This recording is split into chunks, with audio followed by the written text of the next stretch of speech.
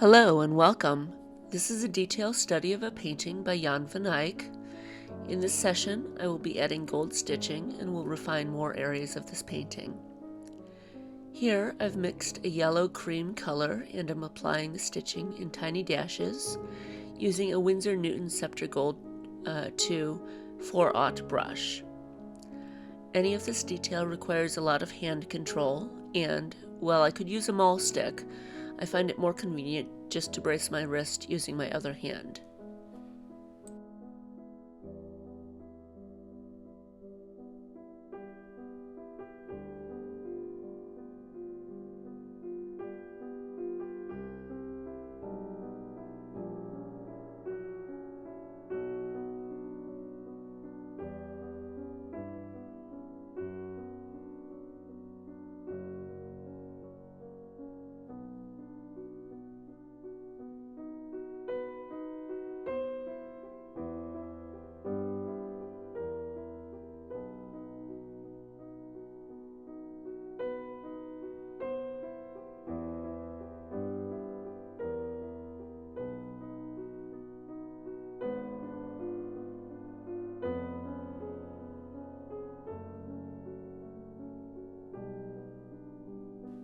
Here I'm using the same yellow cream color and gently flicking it over the surface.